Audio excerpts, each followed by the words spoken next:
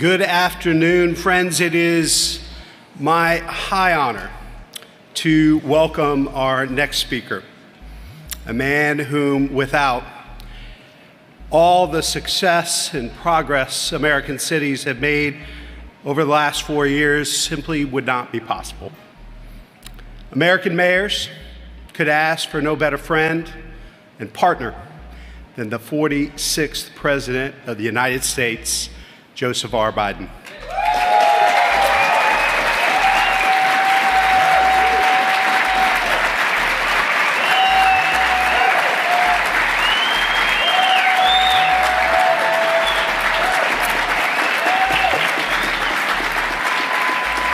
It's easy now. It's easy now as cities are thriving to forget just how tough a spot we were all in just 4 years ago. It was a real-life nightmare. The most disruptive global event in our lifetimes had decimated our revenues, erased millions of jobs overnight, and taken far too many lives. American mayors had a partner. Working hand in hand, President Biden led the most productive 4 years for American cities in our history.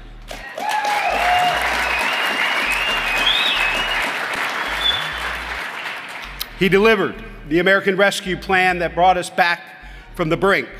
He then helped us catapult ahead with the bipartisan infrastructure law. He made history's greatest investment in the fight against climate change in the Inflation Reduction Act. And among many other achievements, he set in motion a great renaissance of American manufacturing with the CHIPS and Science Act. It is a record that will not only stand the test of time, but had profound, tangible benefits for the people we serve and the cities we love. Today, our cities are vibrant and brimming with optimism. And for that, we cannot thank you enough for your devoted leadership. Indeed, thank you is not enough. That's why today I'm proud to announce that we are taking the very rare step of presenting to President Joe Biden the United States Conference of Mayors Award for Distinguished Public Service.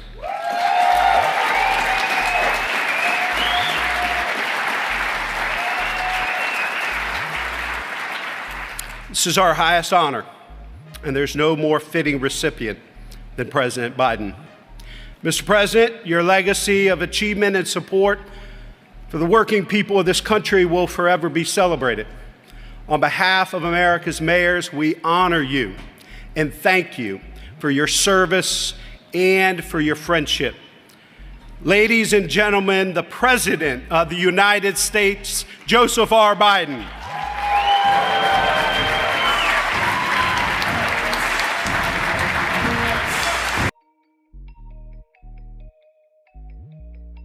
Hello.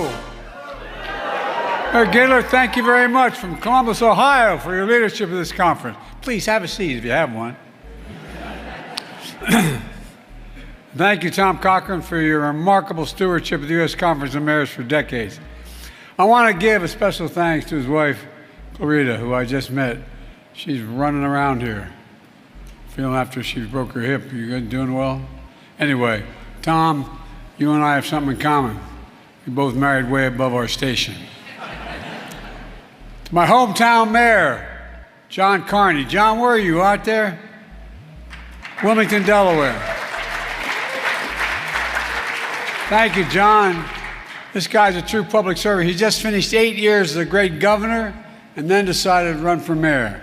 A special thanks to another great friend, the mayor of my second home, Scranton, Pennsylvania, Paige Cognotti. Paige.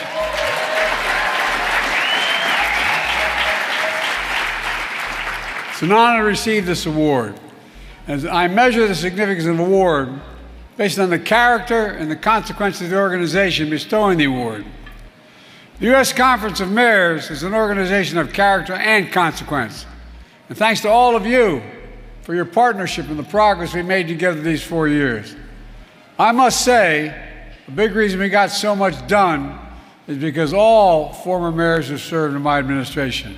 Steve Benjamin, Pete Buttigieg, Marcia Fudge, Keisha Lance Bottom, Mitch Landrieu, Tom Vilsack, Marty Walsh, and thanks to Tom Perez, a guy like me who has been my point person for all of this, but he's a county guy. That's tougher, man. I don't know, man. This is one of the last events that I'll be doing as president.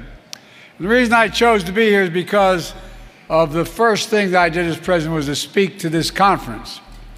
You know, as many of you know, maybe you weren't here then, but many of you know, I started my career as a local councilman.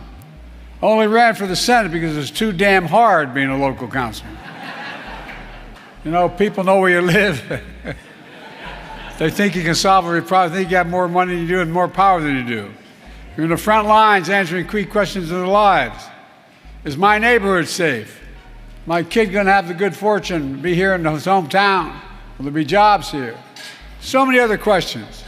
It matters. What you do matters, matters, matters. When we first met 4 years ago, the pandemic was raging, and our economy was reeling. 4 years later, our nation and our cities have emerged stronger than we were when we entered the crisis. I come here today for a couple reasons.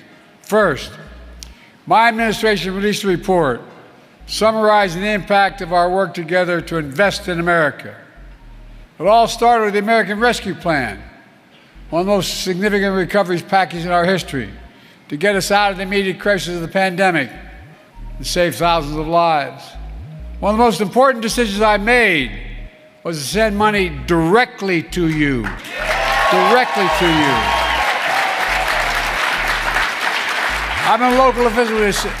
Governors are good guys and women, but when you send it to the state legislators, they divide it up before it gets to you. It goes directly to you when I do it. So you control the outcome. Then we passed the Invest in America Act. That's launching a new era of American possibilities. One of the greatest modernizations of infrastructure in our history we passed. New roads, bridges, clean water, affordable high-speed internet for every American. I know each of you, because there's so many examples of the projects in your community. There's thousands of them. We also made the biggest investment in fighting climate change ever in the history of the world, not just America, because of you. I think one thing we've all changed together, when I use the word here climate, I think jobs. I think jobs when I hear climate.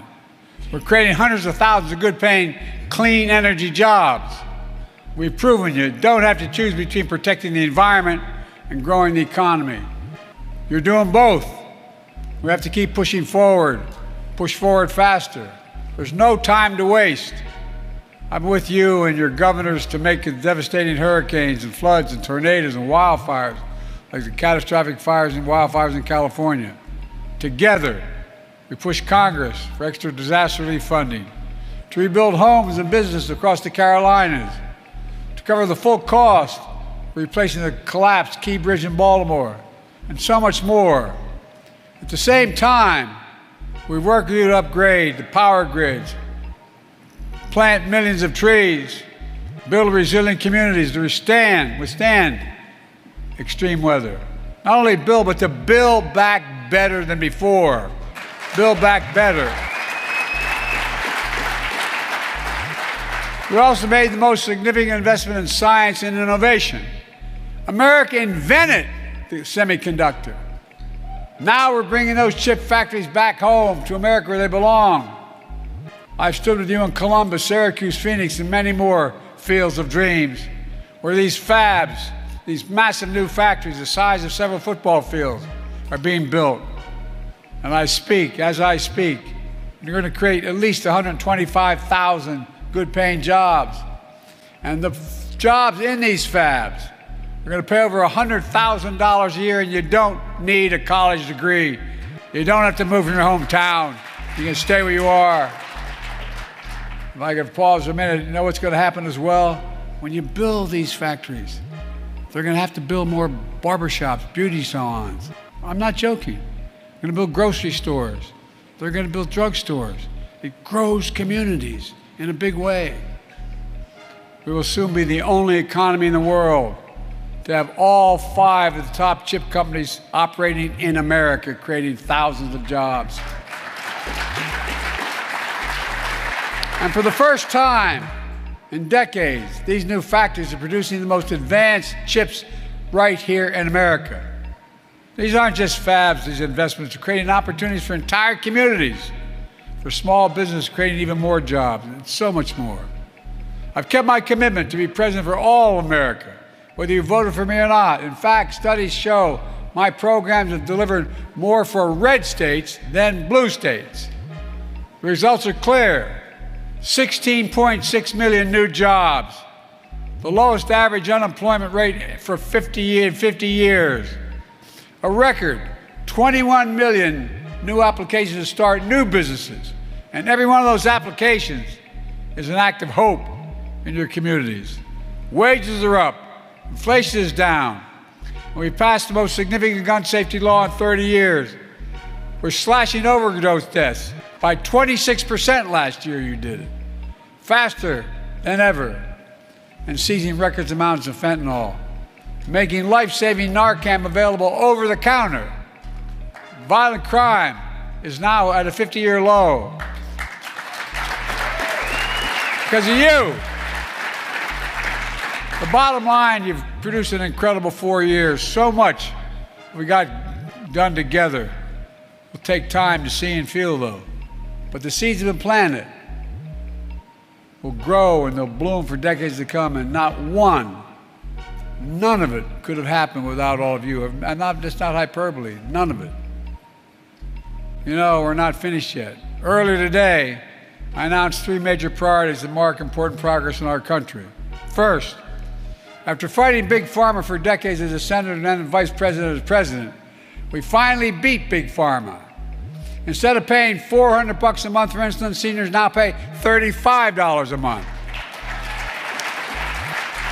But that wasn't the only thing that happened when we passed the bill. Starting this month, the total prescription drug cost for seniors is capped at $2,000 no matter how expensive their drugs are.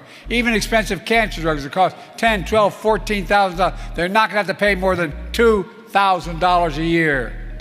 And finally, we gave Medicare the power to negotiate lower drug prices like the VA has been able to do for veterans all along. These negotiations are being implemented in phases. The first phase negotiated lower prices for the 10 most expensive drugs for seniors, covering drugs for blood clots and so much more. And just this morning, I announced the next phase, the next 15 drugs subject to negotiations. Drugs that will treat cancer, heart disease, diabetes, and so much more, including Ozempic.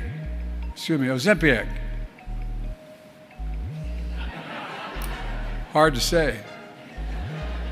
But it really is an incredible drug. These reforms just don't save seniors money. They save the American taxpayer $160 billion. The taxpayer over the next decade. Why? That $160 billion in Medicare is saving for negotiating lower drug prices in Big Pharma doesn't have to be paid out by the government. $160 billion. Second, just over 100 years ago, a pioneering group of women proposed the Equal Rights Amendment to enshrine the principles of gender equality in our Constitution. Throughout my career, I've been clear, no one should be discriminated against based on their sex. And in order for the amendment to be ratified, it requires 3/4 of the states to ratify it.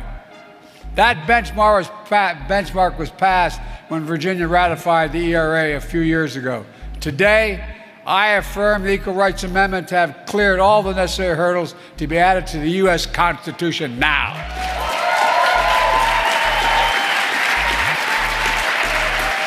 The Equal Rights Amendment is the law of the land now. It's the 28th Amendment to the Constitution now.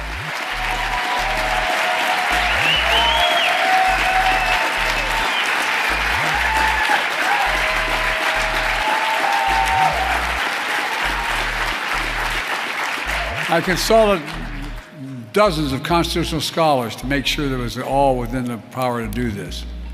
And the fact is, we did.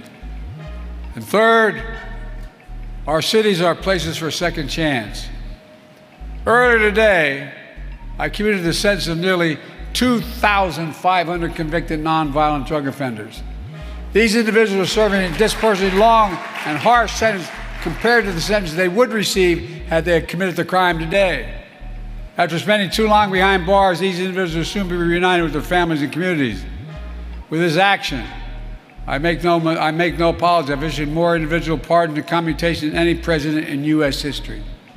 There is more work to do, but when we allow our justice system to be a place of both accountability and mercy, it strengthens our cities and our nation as well, in my view. Let me close with this. Serving as your president has been the honor of my life. When my term in office is ending, the work continues. Your work continues. My farewell address 2 days ago, I talked how each of us must be guardians of democracy to restore the strength of our institutions of democracy. The presidency, the Congress, the courts, all have minimum requirements under the law to deal with those safeguards. And a free and independent press, and yes, local governments. The strength of our institution depends on the character of leaders like you. In our time together, I'm forever thankful to have seen the strength, your strength and your character. And we need it now more than ever. The magic of America has been everyone has a fair shot. Everyone is determined to be able to be treated with dignity. No guarantee, just a fair shot. I've always believed America can be defined in one word. I remember being on the Tibetan Plateau with Xi Jinping. I met with him for over 90 hours alone. Traveled 17,000 miles with him. Very significant differences. He looked at me and he said, "Can you define America for me?" And I said in one word, possibilities. We're the only nation in the world. Only nation in the world that's come out of every crisis we've ever gone in stronger than we went in. Only one. Look at the history. We're the only nation in the world that believes when we act together, there's not a damn thing we can't do. Only in America that anything is possible. You just have to remember who we are. We're the United States of America. Nothing is beyond our capacity when we do it together and act together. God bless you all. Keep working together. We need you, we need you, we need you, we need you. And may God protect our troops. Thank you so very much.